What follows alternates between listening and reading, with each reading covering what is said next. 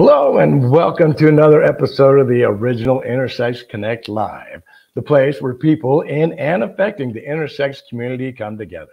I'm your host, Joseph Benedict, and in this episode, we're joined by Cy Bernabei. Cy is an activist, executive director at Gender Justice Nevada, and TikTok sensation, The Gender Rebel. We're going to talk to them about their activism and discuss different ways to explain intersex to difficult people. They're also going to share their journey to creating their over 100,000 following on TikTok, memorable broadcast moments, and so much more. This is an interactive broadcast, so we'll be able to respond to your comments and questions real time. So please ask your questions and add your comments. Anyway, I'm Joseph Benedict. I'm so glad that Cy Bernabei is going to be here today. Our guest, full disclosure, I'm on the board of Gender Justice, and Cy is the executive director of Gender Justice Nevada. So just make that clear that their job is not on the line because of this. No. Anyway, if we could just bring Cy in, that would be great. What a great introduction. Hi, Cy. Hi. I could have written it all down, but you know. I love it. I'm doing all right. So you're recovering from COVID, is that correct? I am, yeah, for the second time. So this is fun. Well, thank you for joining us. Thank you for joining us anyway. And I know that you're not feeling at your absolute best, but we're going to draw it all out of you anyway. So yeah, let's do it. Let's go. All right. So why don't we start? The first question I ask everybody is, are you intersex? It's interesting when you sent that, because I had one of those aha moments where I said, I don't know. That's my answer. I don't know, because I think you can definitively say whether you are, because you've had tests, you've talked to doctors, you maybe talked to your family about surgeries you had when you were a child. So I am intersex. And for so many people, they live throughout their entire lives without knowing whether they're intersex. And so I haven't had those kinds of tests done. I wouldn't know. I wouldn't even be able to guess, So my answer to that is that I simply don't know. So without a karyotype, you're not willing to confirm or deny either. Yeah. Yeah. Okay. I mean, I could be, I could not be. Yeah. I don't know. Yeah, I couldn't even say I don't think so, because you just don't know. I mean, I know that I haven't had surgeries done when I was a child. I'm pretty sure of that, because I had a lot of conversations with my parents before they passed. But I don't know. Yeah, I never had a only a small portion of the intersex community anyway. So yeah. So exactly. So, I don't know. I don't know. All right. So then how did you learn about intersex then? I think the first time that I had kind of even heard about the term was I was at a conference, I think it was 2008 or 2009, and it was an LGBTQ conference. It was Creating Change, which is one of the biggest conferences for our community in this country. And I went to a session about gender identity, thinking I was going to learn about trans folks and gender fluid people. And one of the speakers was an intersex person talking about their experience and their involvement within the queer community and the differences. And I had really never heard of it before. I think before I had probably heard kind of like the outdated terms like hermaphrodite, things like that when I was younger, but to really understand what it means to be intersex and to actually listen to someone's story who is intersex, it probably wasn't until about 12 or 13 years ago. Right. But you saw that it was a valid enough story that you've been educating about intersex people ever since. Is that correct? Yeah. All right. So, well, that's pretty cool. We appreciate it in the intersex community, and also your willingness to learn, as we've had multitudes of discussions and we've learned so much from each other about the situation. Why is it important to you to be an intersex activist when intersex only affects 1.7% of the population? Well, I always, I feel like that is when we talk about statistics, right? A lot of people say, well, it's only just such a small, minority. And I really hate that word. And I think what we're finding out now is that a lot of folks that we thought were minorities actually are not. They actually are, they represent a lot more than we think. They just don't have the power. So they're really marginalized, you know. But when we say something like it's only, you know, 1.7, you and I both know that that's underreported, that there's way more people out there who are intersex than are actually counted.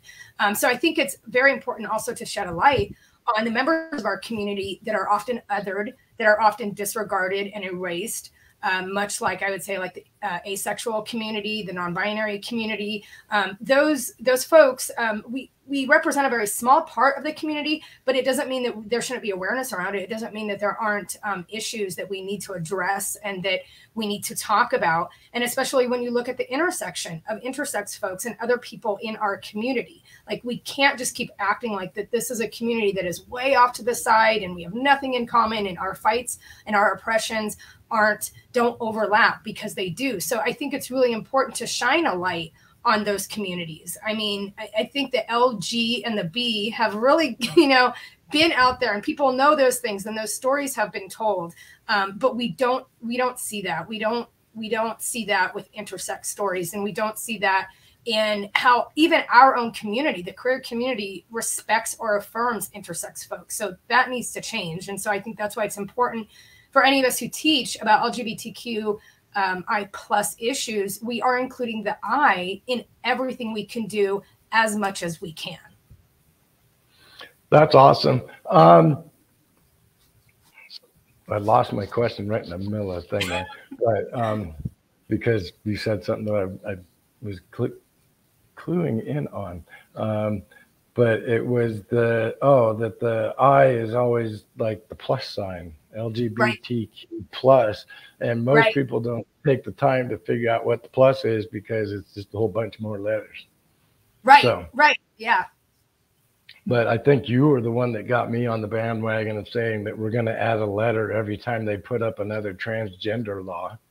Yeah. And I don't know if that came from you or not, but I use it all the time now. Yeah, that's my line, because you know, when I teach, people want to know what every single letter in the acronym means, because it literally goes on and on and on now, which I think is why that plus is important. But it is really important to put the I in there as well, and not that it's any more important than any of the other letters, but there is a lot, and a lot of people are exhausted with all of it, and I sometimes understand that, but I also, you know, try to tell them there's a reason why we keep adding those. And like, yeah, do we add them to mess with people? Sure, you know, but like, you know, degree, maybe. Yeah, like why not? You know.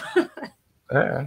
Well, you know, there's neo pronouns for all these new helicopters that are identifying out there. So, you know, we got to get their pronouns in there too.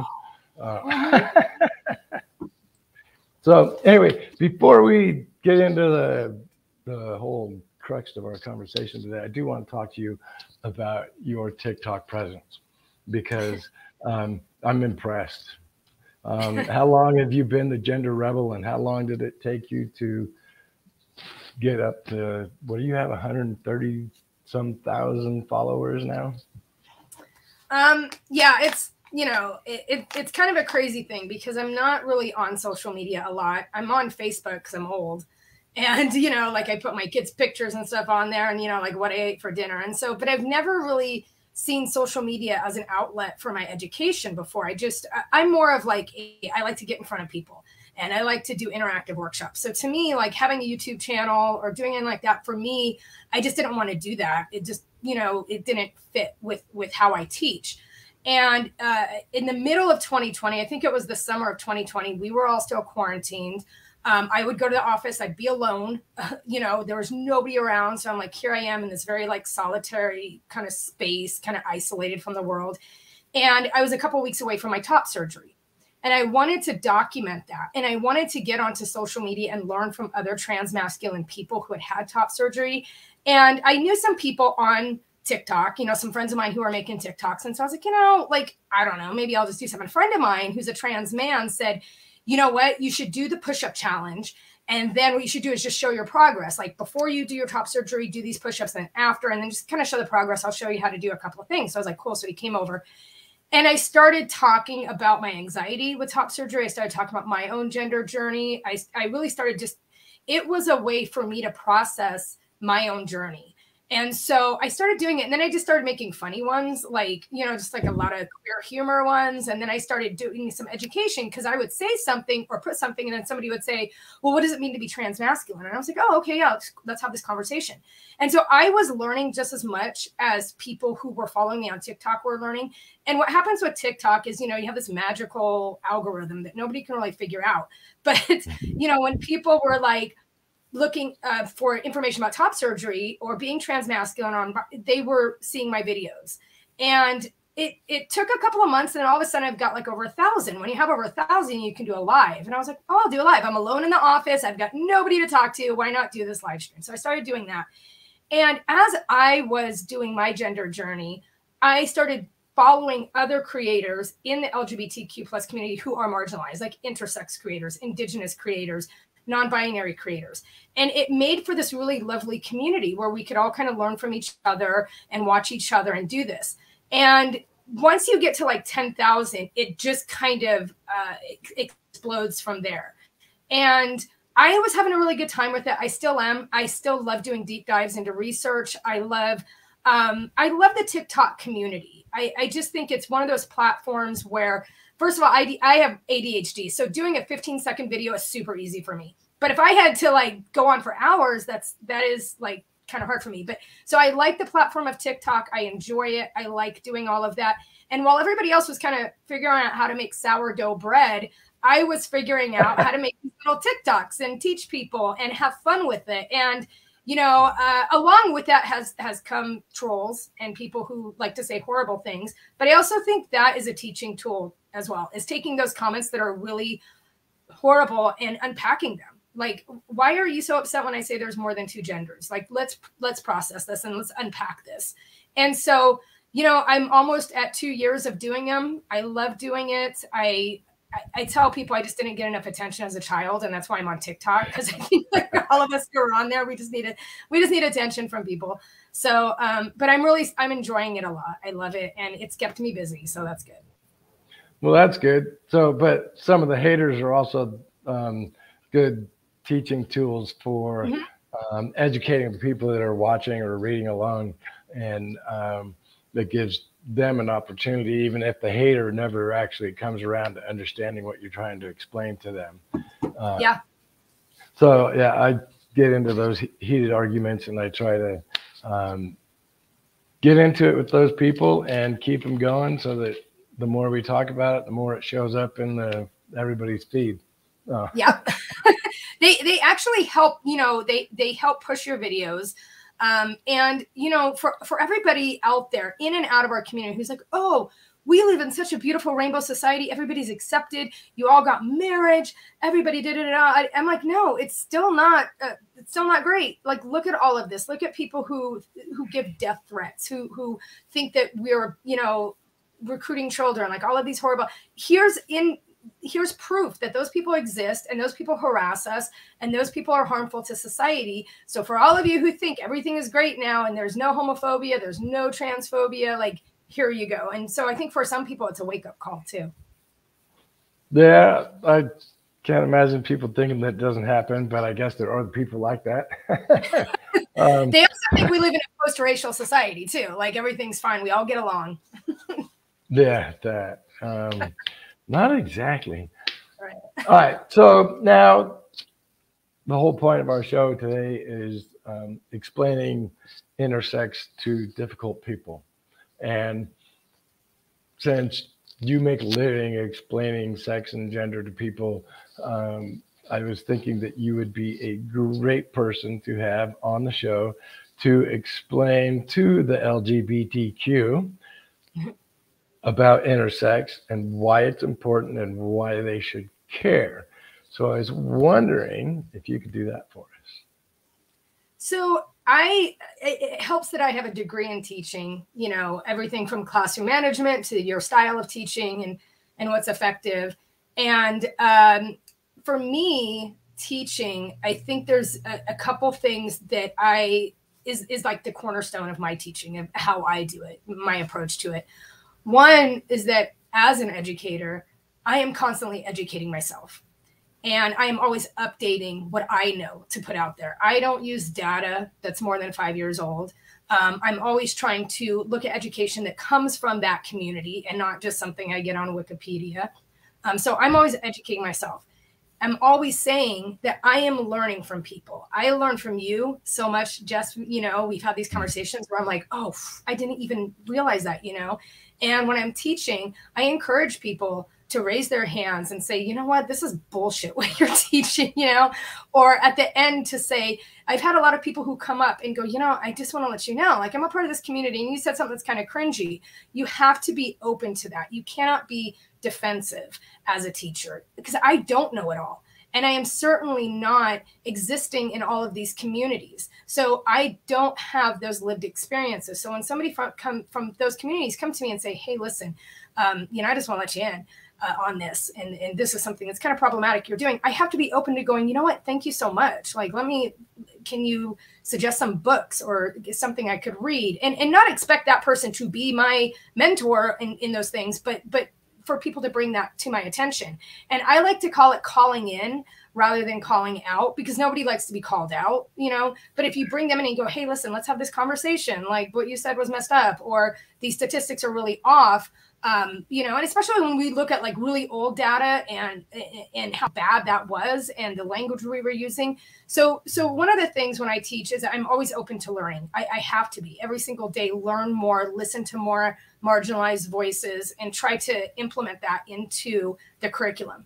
The other thing is I teach in a way that I think is very non-threatening. Like, I don't get in front of people and go, well, you don't know this, and what you're doing is harmful, and shaking my finger. Nobody likes to learn like that. Nobody likes to get that kind of information in that way, because it just shuts them down. I do point out that, ignorance is really just a lack of education, and all of us live with bias. And so we need to approach it in that way, that a lot of times we don't even realize how ignorant we are, but the impact is still the same if it's the words we choose, or it's the things we say, or the jokes we tell. And that being said, that's probably the other big thing that I use when I'm teaching is I use a lot of humor. I feel like the things that I teach about, I'm talking about sexual orientation, I'm talking about gender identity, I'm talking about issues like, folks in the intersex community, or folks who are in very othered communities. And sometimes when we speak on those subjects and those issues, it makes people uncomfortable, because then they have to face their own bias, or they have to face their own ignorance. And so when we're talking about things that make people feel uncomfortable, or like, it reflects things, if we use humor, that's a much better way to have that conversation. If I can make some jokes, whether it's like that we add letters every time someone pisses us off, or, if I can make a gay joke or something like that. And as a queer person, I'm very careful in how I tell those jokes, that they have a certain nuance. But if I use humor, it kind of alleviates some of the tension in the room. If I can make a joke and you all can laugh, and then we're like, okay, now we're happy. Okay, now let me tell you something that is really complicated, and it might make you feel a certain kind of way, but at least we're smiling, and maybe that education can get through, because now we're kind of letting our guards down. We're just having this kind of fun conversation and making jokes, not at the expense of people, but when we're laughing and smiling, it opens us up to learning more. So that's okay. right. So, I'm sorry. I should tell you, because I think part of your question was like, how do we explain it? I think, folks in my community, a lot of them are open to learning more, and I think that's great. But a lot of them are really shut down. Like, why do I have to learn about intersex? Why do I have to learn about trans people? That's not my lived experience. And again, it's about making those connections. What do we all have in common? Let's look at those things. What's the common denominator? And one of the biggest ones that we share is historic medical discrimination and harm. And so if we can talk about body autonomy, and we can talk about surgery and procedures, and we can talk about the importance of us having that kind of control over our own lives, we can talk about that discrimination, and we can talk about gender and sexuality, although that is not always intrinsically linked to being intersex. That we have these little small things that if we can connect, then we can acknowledge the intersectionality of all of it, and that lifting the voices of the most marginalized people in our community benefits all of us, that we all mutually benefit from those kinds of conversations, then that's how we approach it. That's how I approach it to the queer community. And as you know, Jess, one of the big things I say is like, okay, great, that's cool. You're an LGBTQIA plus ally. Awesome. What does the I mean? Let's talk about the I, and sometimes I don't even say it that pointed. Like, I'm not trying to challenge you. Like, guys, I know you don't know. But if I say, let's talk about the I part, and they go, you know what? I don't know a lot. Okay, then cool. Let's have a conversation. Because you know what? I was exactly where you were 15 years ago. I didn't know nothing about anything about intersex identities and issues. So I was where you are 15 years ago. Here's what I've learned. And, let's learn together. So that's my approach, even to the most difficult, stubborn communities, which I feel ours can be sometimes. Sometimes, yeah, they're a little hard to get through because they think somehow that being hormonally, chromosomally, sexually different negates their gender identity and things of that nature by saying, well, people are going to do tests and see, if you can't pass this intersex test of if you can't pass the blood test or whatever, you can't be gay. Right. Right. And so there seems to be some concern in that department. And it's like, well, we don't want you in there because now they're going to start testing us and categorizing us and telling us what we can and can't be according to blood tests. Yeah.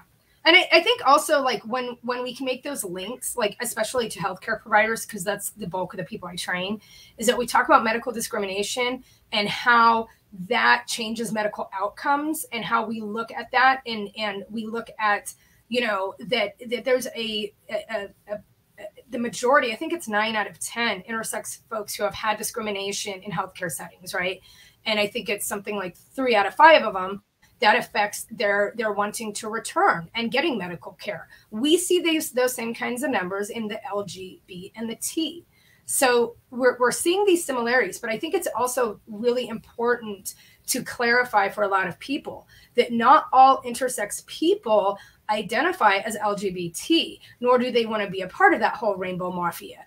And I think that, or the alphabet mafia, I should say, is the name for it. And I think that's what's really important about that is to talk about how we self-identify. Like, there are trans people who do not consider themselves a part of the queer community. And there are intersex people who are not a part of that, or non-binary people who are not. And I think the problem is when we lump everyone together, then there's these assumptions made that, like, oh, all intersex people are gay or trans. And it's really how we identify for ourselves. And that's one of the big things I teach, is that we have the right over our own names, our own labels, our own pronouns. And that's something that we all believe in. So let's believe in that for everyone, Yes, human rights for all humans. Yeah, something like that. Yeah, just saying. It's just a thought. Right. All right, where are we at here? So you're they, them, non-binary kind of person. Have you gotten flack from the LGB community, and have they made your life more difficult being a non-binary person and trying to communicate with them and explain to them just you, and not even intersex, but just non-binary? Yeah, it's non-binary is another thing that I 15 years ago couldn't even tell you what that is. I did not know until I had a colleague who identified, and said that they were using they, them pronouns. I was like, what? I again didn't know anything. And when I came out in 97, I came out as a gay person, as a lesbian, because back then, from where I understood was that it was LGB. And if you were T, it was this very rigid kind of, you were either M to F or F to M. And, I hadn't even taken an anthropology class or anything yet. And so for me, I just I'm coming out as gay. That's it. And then for the next 20 years, I kind of I always talk about I played this part, because I feel like a lot of us in the LGBTQI plus community play this role often. Like we are socialized or conditioned when we're younger to act like a girl or act like a boy.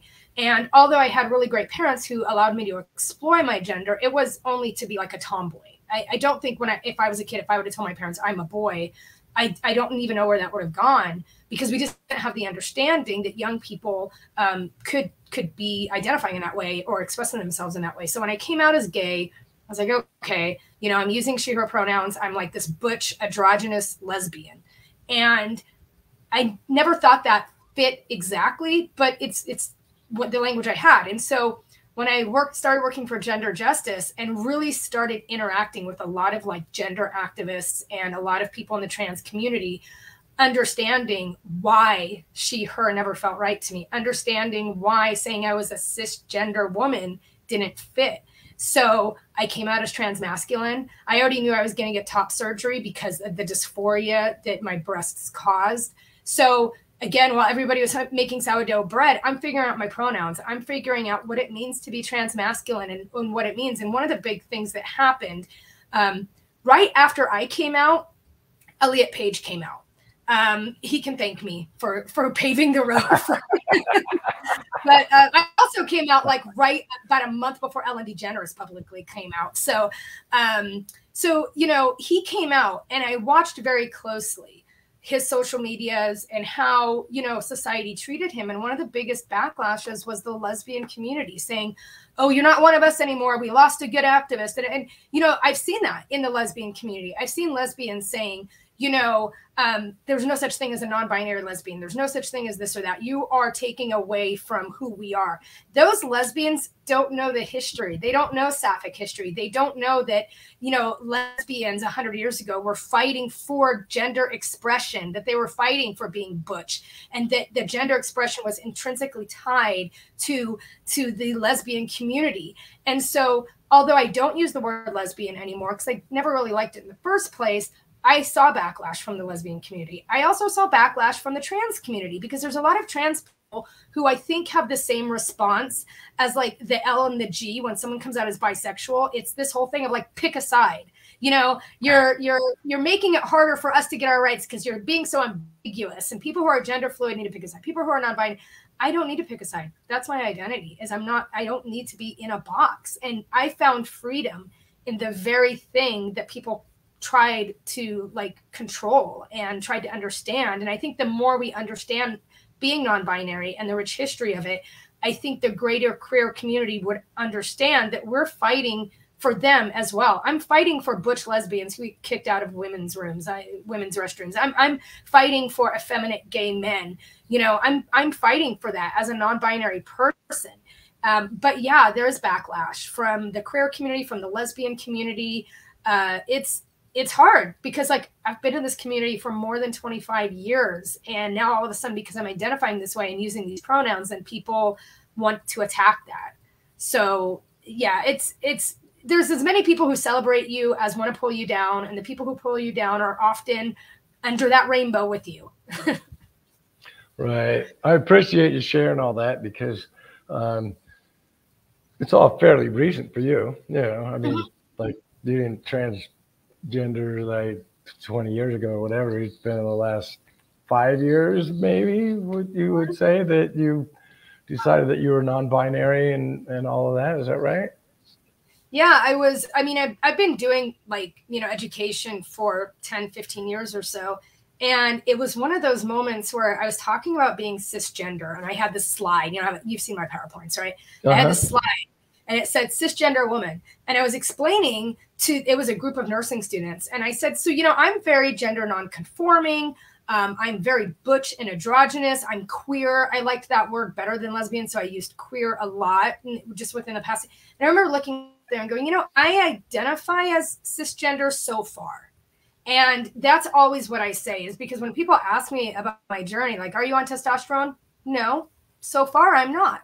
Who knows? Next year I might be like, hey, come on, bring on the tea. I don't know. We never know where our journey takes us. And sometimes that's because of relationships we're in, or because sexuality and gender is a fluid thing and it changes for most people. So I always say, so far, this is where I'm at, but I never say I'm not ever going to be anything, because you just never know. Right. I found it very liberating to not have to be one or the other. Yeah. My life, and having to not be masculine and show that I'm a man all the time was quite liberating. And being able to, hold my drink or whatever, the things that people say, hey, you're gay because you do that. It's like, oh, I am? Oh, whatever. So in the last 5 or so years that you've been doing this, is the understanding, the communication with the LGBT community, is it getting better? Are we making progress? I mean, I feel like we're always making some kind of progress. A conversation with another person and that person going, oh, like I never considered that. I believe in that concept of like, in political terms, we call it deep canvassing. It's not just knocking on doors and saying, hey, who are you voting for? It's having really, again, sometimes uncomfortable conversations with people. And, these can happen with your neighbor. These can happen with your doctor. Those things to me create progress. And, I can't be so cynical to say that in the last 25 years of doing this work, I haven't seen progress, because I have. I don't think it's enough. I think we have barely scratched the surface in our community of understanding what the I is, embracing and understanding those issues.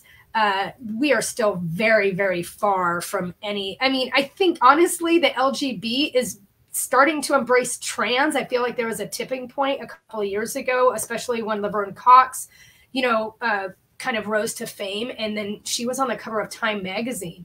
And, these kinds of things happen. And then all of a sudden it's like a buzzword.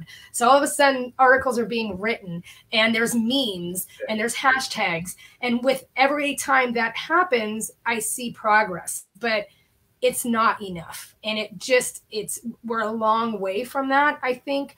But I think every single one of us who lives our truth chips away at the closed-mindedness that exists. And so I see progress, but still the majority of the people in the LGBTQI plus community still don't know. They still don't know. If I were to go to a Pride event and I were to just walk around and go, hey, what do you think? What does the I mean? I guarantee you I might get like 3 out of 10 people getting it close to right, because nobody ever gets the definition really right. They kind of are like, well, I think I know something, and they might get a piece of it, but it's never the full, complete definition. And so I think we need to get to a point where we understand what it really means, all of the nuance, all of everything that comes with that. But that takes people sitting down, opening up their mind and going, okay, teach me, I want to learn about this stuff. So when you're talking to these people and taking your fictional poll here at the Pride event, how do you explain that to people at a Pride event, what intersex is in like a 2-minute thing? Do you got like a 2-minute spiel of, do you know what the I is? And they're like, hell, I have no idea. Do you have a thing that you come back with to say, well, this is what it is, to draw them in? Yeah, I think, again, when you're teaching, it's important to put a question out there that's kind of, open and allows for different, perspectives, because we all identify in different ways. How I identify as non-binary is probably different from some other people. You and I have a common friend who identifies as non-binary, and they see it a little bit different. We all identify in unique ways. Even the word queer for people is different from person to person. It might be their gender, their sexuality. And for being intersex, I think, and I follow a lot of intersex creators now on social media, and they all kind of describe it in different ways. I hate just referring to this dictionary.com definition, because that changes too. Our dictionary changes every year. Language evolves. It's the cornerstone of linguistics. So sometimes how I put it out there to people is, what is your understanding of it? And I always follow up and say, look, there's really no wrong answer, even though you and I both know there are very wrong answers. Yeah. I don't want to shoot them down. And what do you understand? What is your understanding of it? And then that kind of makes them a little more vulnerable to be able to give something that they think. So they usually say, oh, it's somebody who's not male or female, or something that's barely close. And I say, okay, well, let's build on that. I say, well, you know, there's various ways to be intersex. I think a lot of people don't know that there's all different kinds of combinations. And that's something I didn't know 15 years ago. I thought it was just very rigid kind of concept that like, oh, okay, well, you are born with ambiguous genitalia or something like that. You know, I think that 15 years ago, that would have been my understanding of it. And I talk about internal, external genitalia, and I talk about chromosomal patterns, and just that those things alone there take you outside of this concept that there is only male or femaleness. And I also sometimes talk about that in talking about other things, like there are not these two simplistic boxes. When people say there's only two sexes, that also allows for us to have the conversation about there's not just two genders either, although that's a social construct, but there's not just two sexes. There is a lot in between and beyond, and understanding that. And I am not a doctor. I am not someone who knows a lot. I barely passed biology in high school, to be honest. But if I can explain to folks that there are all of these things that can happen before we're even born that puts us outside of this concept of male, female, then that's where we can start having the conversation about intersex issues and historical, you know, medical harm and things like that. It's simply having you know, I hate to boil that down to like biological conditions and medical conditions and things like that, because it is so vast. There are so many possibilities. And I wish I could be one of those people who memorized all of those different chromosomal combinations and stuff, but I'm not. But what I can do is say, okay, so this is the definition, that it's chromosomal patterns, internal, external genitalia. We don't know accurate statistics because of these things. And here's a resource. Here's somebody you can follow. Here's a website that you can get some information on, or here's a book. And that's where we go from there. Yeah, I get that. And brain cramping again. Here we go. Give you a chance to drink. No. It's hard to explain intersex because, in my opinion, that there's so little research done that there's not really a true definition. And there's a lot of people in the intersex community, as well as the other communities, that are stuck to rigid definitions of, if you're this, you're intersex, and if you're not this, you're not intersex. And I'm always like, you don't absolutely know everything there is to absolutely know about intersex, and you absolutely never will. Yep. Yeah. I think that's one of the things, you know, when I see the discourse in our community about, and believe me, there's a lot of people have really big feelings about peoples and things like that. How I always approach it is like, what does it mean for you? You know, what does it mean for you to say that you are intersex? Because since I don't know whether I am or not, I cannot be an expert on a community that I'm not a part of. So what does that mean for you? And how did you come to that realization? Or how did you find out? How do you feel about medical providers because of that? And I say that about all definitions. Like if somebody says they're a stud, I say, what does that mean for you? I'm curious as to what words you use to describe that. And I also think it's very important that people understand that these words evolve, just like the flags evolve, just like everything else. Like it is constantly shifting and changing.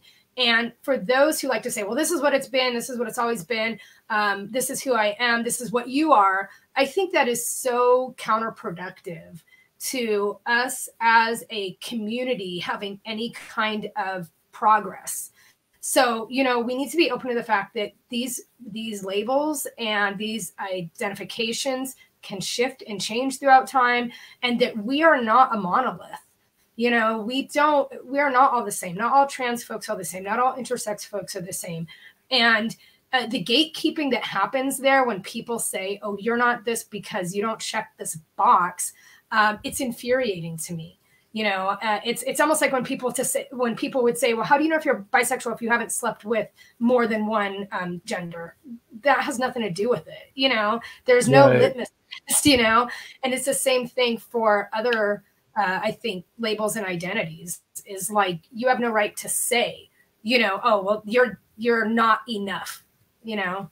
Right. That flows into the transgender community a lot as far as whether you pass or don't pass, and a lot of transgender comes down to whether or not you pass, and Yep.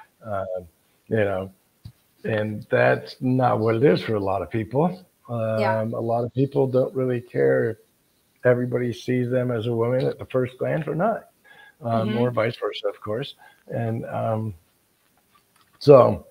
Um, But yeah, that totally fits in there where everybody's trying to figure it all out, and they're trying to put us all in boxes with labels. And if we get rid of the labels and the boxes, that would make life so much easier for everybody, wouldn't it? Yeah, I often think about, like, in being non-binary, that when I was a kid, people always ask me, are you a boy or you're a girl? Do you want to be a boy? Oh, you can't be a girl. You don't know how. All these very harmful questions. Now that I'm in the place I am, like you said before, I've never felt more free, because now when somebody says, are you a boy or a girl? I can say no. I can say, I just don't, I don't want to box. It's very freeing. I almost feel like it's whack-a-mole, where I'm like, hey, here I am. And someone's like, I got you. I'm like, no, and for me, when people, there's a look they have, strangers, where they're confused, and I can always see it. Like if I go into a public restroom, which at this point I kind of try to avoid, but they look at me and they say, like, I have a little baseball cap on, so I look like a little gay boy, and I don't have any breasts. So it's like, wait, you're okay, so you're not a woman. And I always wear black because that's always very ambiguous too. That is my aesthetic. I think people are really confused by my gender, but you know what? That's what I'm going for. That's what I'm going for. And for me to have this freedom of how I want to express myself and what I want to put out there is way more freeing to me than saying I'm even in a box at all. Yeah, I appreciate that, because most people look at me and they see a woman, and then I start talking and they get really confused. And at first it was a problem, and now I kind of enjoy it. Yeah. Watching that look on their face as all the blood runs out, and they go, "Oh my God, what do I do?" Yeah, great. It's kind of like affirming, and you don't know, but it is very affirming to me when people look at me and they're confused. I'm like, that's cool. That's what I'm going for. Great. All right, Si, we've been talking about intersex and all of that, but now I want to talk about you, because this is all about getting to know you and things like that. Your mother was a activist fighting for the rights of the handicapped when you were growing up. Is that correct? Yeah. Yeah. My mom, I think like many of us, became an accidental activist. She wasn't planning on doing that. Although my mom was a big hippie. My mom was at Woodstock. My mom lived in the Tenderloin in San Francisco in the 60s, which is, where a lot of stuff was kind of popping off. And my mom was raised by a woman, my grandmother, obviously, who always encouraged her to challenge the status quo. This is when you saw this huge, like the women's rights and feminist movement and things like that happening in the 60s. And so my mom was always a very righteous troublemaker and got arrested at many protests. But in the 70s, she decided to kind of calm down and settle down and get married and have kids. And when my brother was born in 1971, they knew pretty immediately that there were a lot of issues. There were issues there were complications with the pregnancy. He was nonverbal for many years. He had cerebral palsy and autism, which obviously understanding autism, 50 years ago was a lot different than how we understand it now. Well, yeah, in the 1970s, did they even have that word? No, they basically, they used the R word. That was his medical diagnosis. Yeah. And, of course, they blamed it on the mother. It was really horrible. They were sent to institutions. There was no mainstreaming of them in the community. They were basically going to live in a psychiatric hospital. That just was, what happened to people with disabilities in the 60s and 70s. So John is born, lots of different diagnoses and medical complications. He wasn't supposed to live past 5. They told her because he had a seizure disorder and all of these things. And there were no services. There was no treatments or anything. And then I had another brother born. He died very young. And then her third son, James, was born in 76 with a lot of complications. And he was eventually diagnosed with developmental disability. So when James became an adult, he never really got past like a 7-year-old developmental stage. Same thing with John. He's at about 7 or 8. So my mom, now you're entering into the late 70s, early 80s, Reagan is in office. And I remember my mom yelling at the TV when this man would get there and also because she had a lot of friends in San Francisco at the time who were gay men, it was like this collision of people with disabilities not getting what they needed. And then also like the HIV AIDS community and teaching me that what this really all meant. And so I went with my mom a lot to Washington, D.C. to watch her lobby Congress for not only kids with disabilities, but the families, because the families had no resources and no data and no respite and no education. And so I watched my mom do protests and, organize other parents. And this is long before social media. So this is when you would get your Rolodex out and you would call people and they would call people. And so I watched my mom become an organizer around those issues. And my mom was... I want to interrupt you for a second just to get this clear in my head. Because for your mother, her choices were figure it out yourself or institutionalize your child. Is that what her choices were at that point? Yeah. Yeah. And there was no sense. She was advocating for help, basically, so she didn't have to institutionalize her child. Yeah. Right. Yeah. And also like how to be a family member. It was always very important that I learned these things because my mom knew eventually that I would become my brother's caretakers, as happens a lot with siblings as the kids get older and stuff.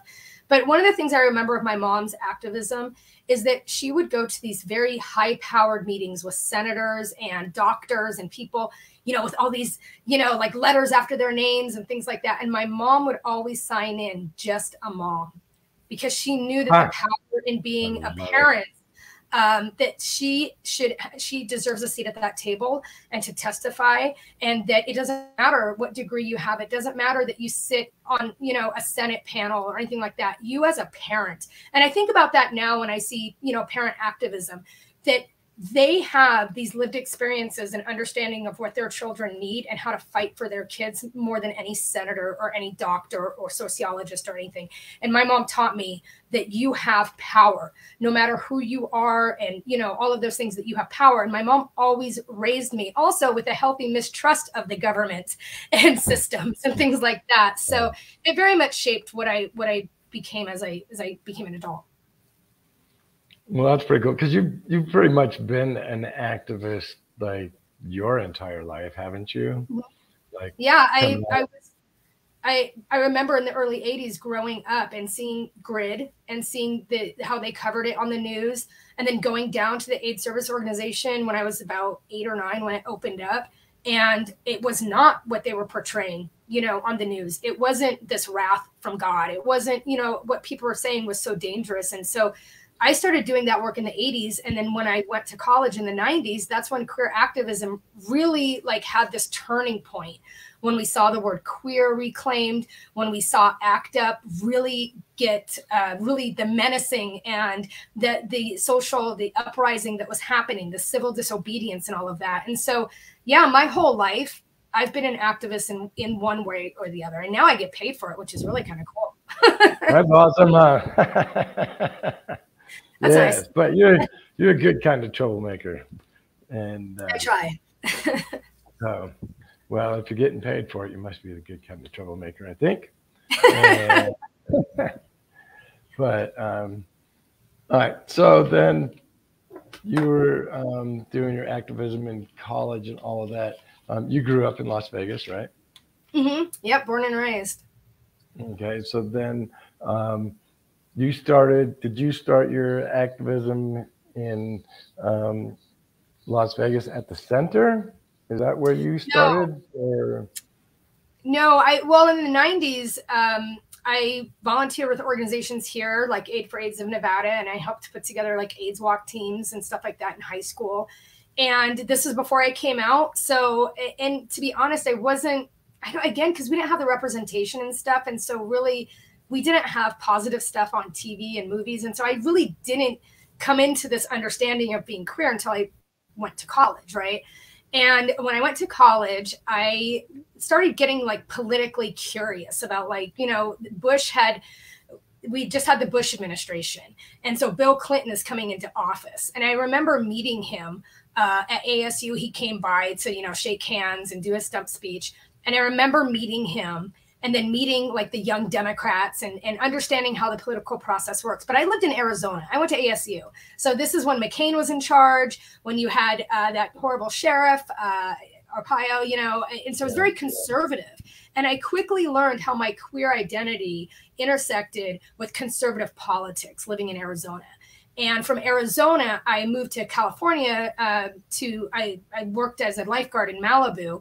And so here I am in this very affluent but somewhat liberal section of California. And then I moved to West Hollywood, which is like one of the motherships of the queer community. And this is the late 90s. And so I worked with AIDS Project Los Angeles and gay and lesbian adolescent social services and working with queer youth. And so I really just threw myself into activism in the 90s in all different kinds of ways. But I was very young too. Like I'm in my 20s and I'm just figuring out who I am. But all of those organizations and experiences and jobs made me want to be a bigger activist and a better activist. And so it really started when I was a teenager. That's amazing that you've been at it all these years and you just keep on pushing and making things better every chance you get. And I know I've seen you. I actually met you at the first time I met you was at the center. You were teaching a class, part of the advocacy training. And, so that was my first time meeting you, and you've changed since then. That was like 3 years ago. So yeah, definitely.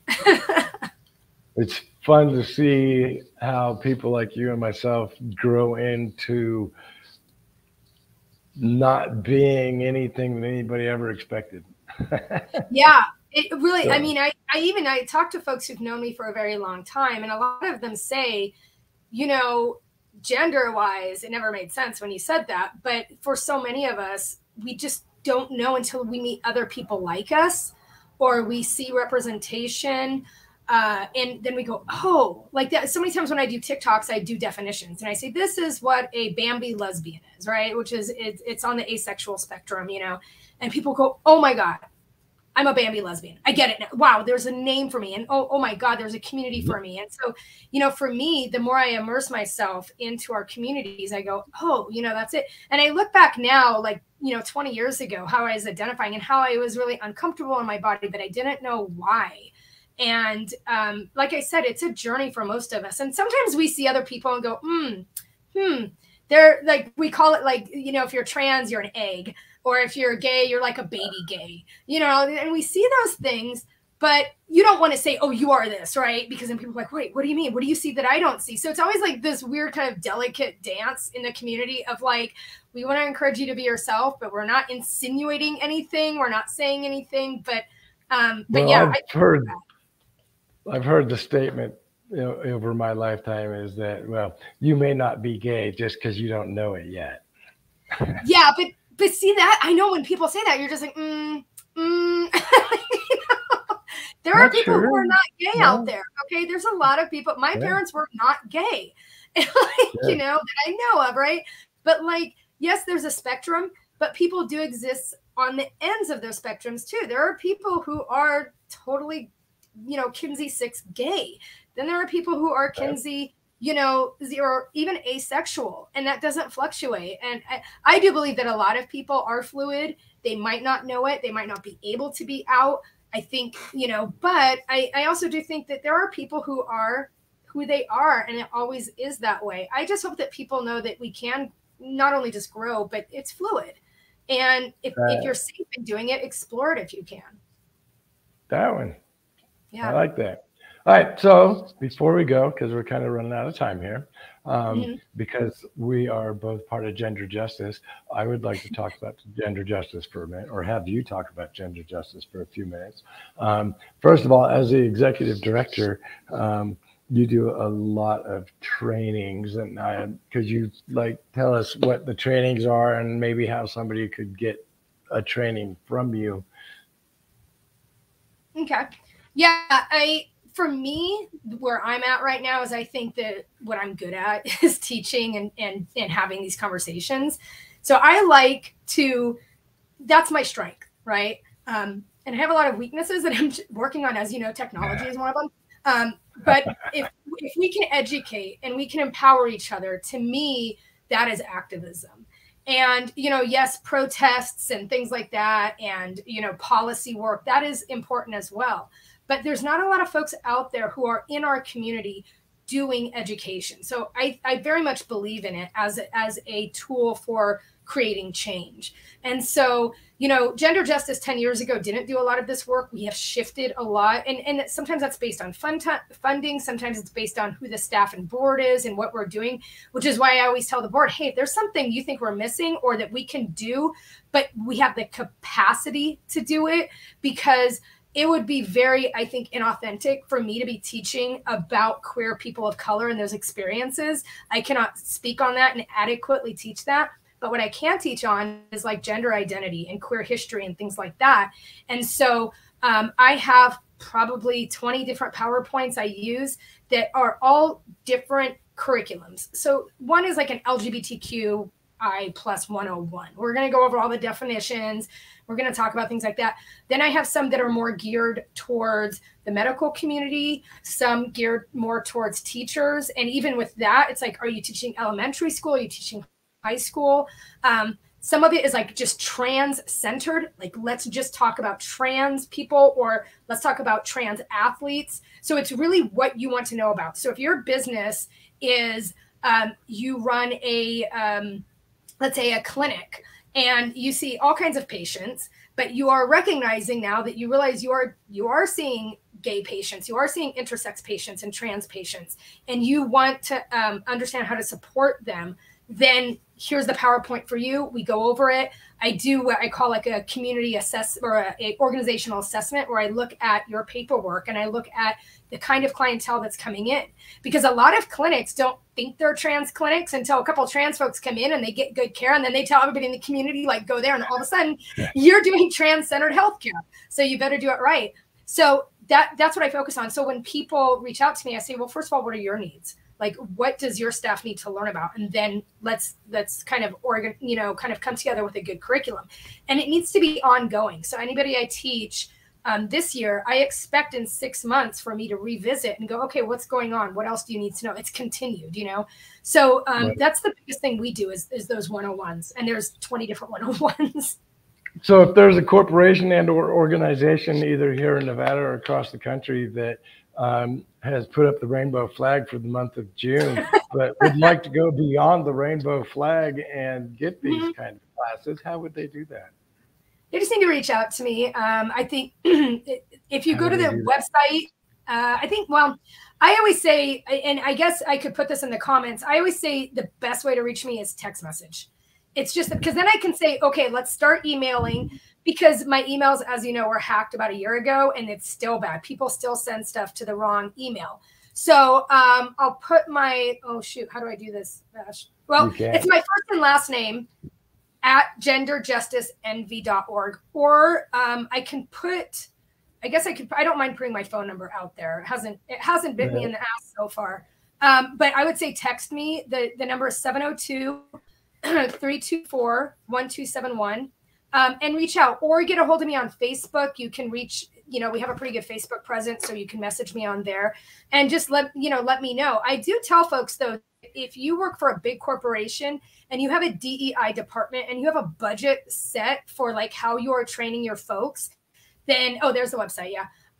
Then pay us for our education. In most circumstances, we've gotten anywhere from $1,000 to train 20 to 50 staff, up to $5,000 if it's ongoing. If I have to train your staff 4 times a year and it's 100 people each time, and we're doing assessments and we're doing evaluations, you can write a check for $5,000 to Gender Justice. We would appreciate that very much. There you go. All right, Sai, I hate to cut you off there, but we are running out of time. And I want to thank you so much for showing up and being here, even though you've been fighting off the COVID. And I really do appreciate you bringing all that great information and sharing your time with us today. I had a great time. You know, I always love sharing space with you and learning and doing this. This is probably going to be the most energy I put out today. I'm probably going to go back to watching TV and just relaxing. But I did have a good time this morning. Thank you so much for having me on, my friend. All right. Thank you for listening to the original Intersex Connect Live. To find out more information about SCI, the original Intersex Connect Live, or to watch prior episodes, leave comments, or connect to us on social media, visit us at linktr.ee/intersexconnect. It's linktr.ee/intersexconnect. And make sure you like and subscribe so you don't miss future programs, articles, special announcements, events, and more. If you are interested in volunteering to help create the original Intersex Connect Live, visit our website and send us a message. I'm Joseph Benedict. See you next time on the original Intersex Connect.